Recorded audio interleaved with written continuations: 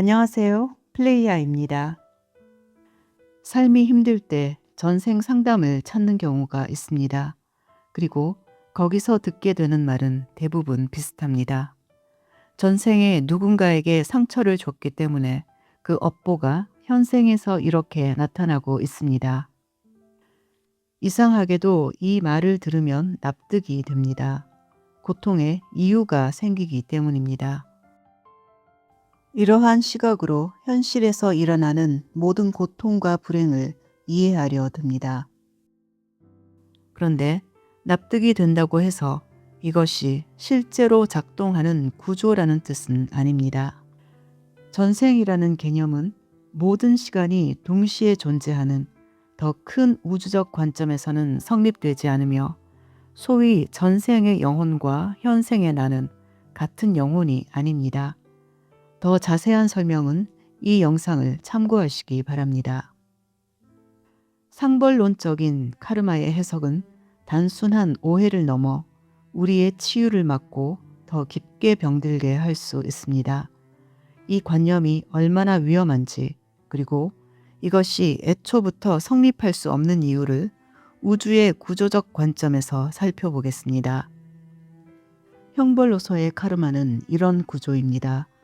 이른바 전생에 저지른 죄가 있고 그것이 지금의 고통으로 집행되고 있으며 그 죄를 소멸시키는 방법은 내가 가했던 것과 동일한 고통을 겪어내는 것입니다. 그렇다면 이 구조를 실제 상황에 대입해 보겠습니다. 아이를 잃은 부모, 학대받는 아이, 산업재해로 불구가 된 노동자들, 각종 범죄의 피해자들, 또한 병으로 신음하는 사람들, 이들이 전생의 죄를 갚고 있는 것이라면 우리는 그 어떤 제도적 대책도 구조적 개선도 만들 이유가 없을 것입니다. 고통은 우주가 집행한 판결이기 때문입니다. 그리고 이 논리는 가해를 정당화하는 방향으로도 작동합니다. 저 사람은 전생에 나쁜 짓을 저질렀을 것이다는 서사는 지금의 가해를 음보로 포장합니다. 피해자는 죄인이 되고 가해자는 집행자가 됩니다. 이 관념은 더 극단적인 방향으로도 흘러갑니다. 고통받는 사람을 도와서는 안 된다. 그것은 그들이 받아야 할 업을 막는 간섭이고 그 업보는 내게 돌아온다.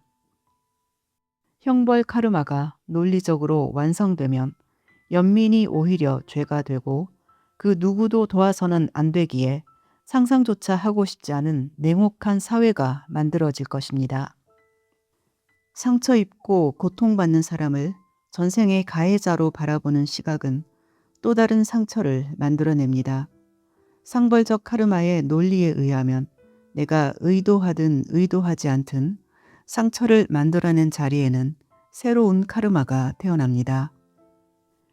피해자를 도와주어서는 안 되고 방관하면서도 상처를 주지 않는 태도를 절묘하게 잡아야 하는 이상한 논리가 만들어집니다.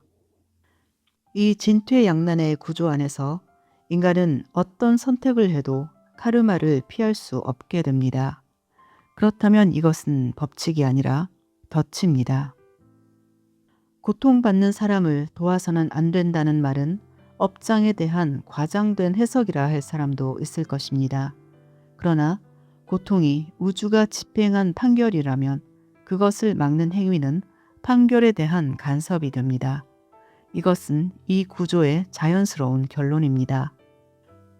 동시에 이와 반대되는 논리로 봉사와 선행으로 업장을 소멸할 수도 있다는 말도 존재합니다. 그렇다면 돕는 행위가 우주의 판결에 대한 간섭인지 내 업장을 소멸하기 위한 선업인지를 어떻게 알 수 있는 것일까요? 같은 행위가 맥락에 따라 간섭도 되고 선업도 된다면 이 구조 안에서 판단 기준은 존재하지 않는다는 뜻입니다. 기준이 없는 구조는 법칙이 아닙니다. 이 기준이 흔들리는 이유는 단순합니다.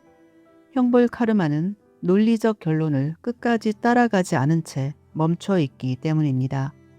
보편적 법칙이라면 어떤 상황에서도 일관되게 적용되어야 합니다. 그러나 불편한 결론이 나오는 지점에서 멈추거나 선회를 하는 구조는 법칙이 아니라 편의에 따라 재단된 인간의 관념일 뿐입니다. 따라서 상벌적 의미의 카르마는 보편적 법칙이 아니라 한정적인 시각에서 나온 지극히 인간적인 해석일 수밖에 없습니다. 한편 어떤 사람은 배움과 성장을 위해 이런 카르마가 필요하다고 합니다. 과연 그런지 살펴보겠습니다. 카르마에서 배움이 일어나려면 나의 카르마가 무엇인지 알아야 합니다. 그런데 그것을 알아내기 위해서는 전생을 리딩해 줄 중개인이 필요하게 됩니다. 배움과 성장의 열쇠가 나 자신이 아니라 특정 능력을 가진 외부인에게 있게 됩니다. 즉, 혼자서는 배움도 바꿀 힘도 없다는 뜻이 되며 전생 상담가가 내 인생을 잘 살기 위한 조건이 됩니다. 이것은 배움이 아니라 의존입니다. 그렇다면 진정한 성장은 어떻게 일어날까요? 성장은 진정한 나와 정렬을 이루지 않는 믿음을 전환하고 그 전환된 상태를 태도나 행동으로 옮김으로써 나타납니다. 카르마는 속죄와 참회를 요구하기에 죄책감이 지배적인 감정이 됩니다. 죄책감은 진정한 나와 가장 거리가 먼 진동입니다. 죄책감이 지배적인 구조 안에서는 변화를 시도하는 대신 견디는 쪽으로 마음을 정하게 됩니다. 그래야 카르마를 소멸할 수 있다고 믿기 때문입니다. 여기서는 성장이 일어날 수 없습니다. 성장은 우리가 어떤 선택이든 자유롭게 할 수 있고 그 선택의 책임을 스스로 알아보는 데서 나옵니다. 외부에서 판단하고 벌이 주어지는 구조는 내가 스스로 깨닫는 것이 아니라 벌 주는 존재의 판단을 받아들이는 것일 뿐입니다. 내 모든 행동에 따라 상과 벌이 주어지는 구조는 조건 없는 사랑의 구현이 될 수 없으며 자유의지 또한 존재하지 않게 됩니다. 그러나 자유의지가 없다면 카르마도 존재할 수 없습니다. 내 의지로 한 것이 아니라면 속죄할 이유가 없기 때문입니다. 그렇다고 자유의지가 있는 구조에서 카르마가 공존할 수 있는 것도 아닙니다. 내 의지대로 선택할 수 있지만 선을 넘으면 벌을 받는다. 이것은 온전한 자유의지가 아니라 조건부 허용입니다. 조건부 허용은 조건 없는 사랑이 아닙니다. 어떤 사람은 자유의지가 없다고 말하면서 동시에 상벌적인 카르마가 있다고 주장하기도 합니다. 그러나 이 두 전제는 같은 구조 안에서 결코 공존할 수 없습니다. 이 점은 카르마를 형벌이 아니라 우주의 사랑이라고 불러도 다를 바가 없습니다. 사랑이 아니기 때문입니다. 외부에서 작동하는 구조로 보는 한 그것을 뭐라고 불러도 심판일 뿐 나의 자유의지는 여전히 없습니다. 자유의지를 박탈한 곳에 사랑이 있을 수 없습니다. 표현만 바뀌었을 뿐 구조는 동일합니다. 자유로운 의지와 선택 없이 심판받고 처벌받는 구조 안에서 치유와 성장은 일어날 수 없습니다. 치유와 성장이 없는 우주는 병들고 위축됩니다. 병들고 위축되는 우주는 시간이 지날수록 작아져서 결국 사라지게 될 것입니다. 그러나 우주는 성장하고 있습니다.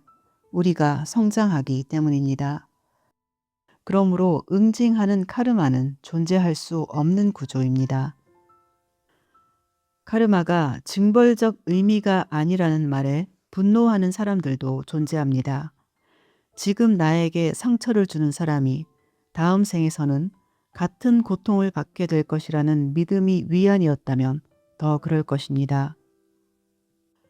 그러나 만일 카르마가 응징의 법칙이라면 다음 생에서는 다시 피해자와 가해자의 역할이 바뀌며 이 악순환은 끝없이 전개됩니다. 카르마는 결코 해소될 수 없으며 오히려 카르마를 끝없이 생산해내는 기형적인 구조가 됩니다. 형벌 카르마가 가지는 또 하나의 큰 문제가 있습니다. 최초로 태어나 최초로 피해를 입은 사람의 카르마는 어디서 온 것이며 전생이 없는데 왜 고통을 당해야 하느냐는 질문에 절대로 답을 할 수 없다는 것입니다. 카르마는 사람들이 믿는 그러한 원리로 작동하는 법칙이 아니기 때문입니다. 그래서 응징적, 상벌적 카르마는 어떤 각도에서 보아도 우주의 법칙이 될 수 없습니다. 그렇다면 소위 악행을 행해도 아무런 책임이 없다는 것일까요? 그것은 사실이 아닙니다. 오히려 나는 나의 모든 행동에 책임을 져야 합니다. 여기에 관해서는 이 세상에 고통과 불행이 존재하는 진짜 이유와 함께 다음 영상에서 살펴보도록 하겠습니다.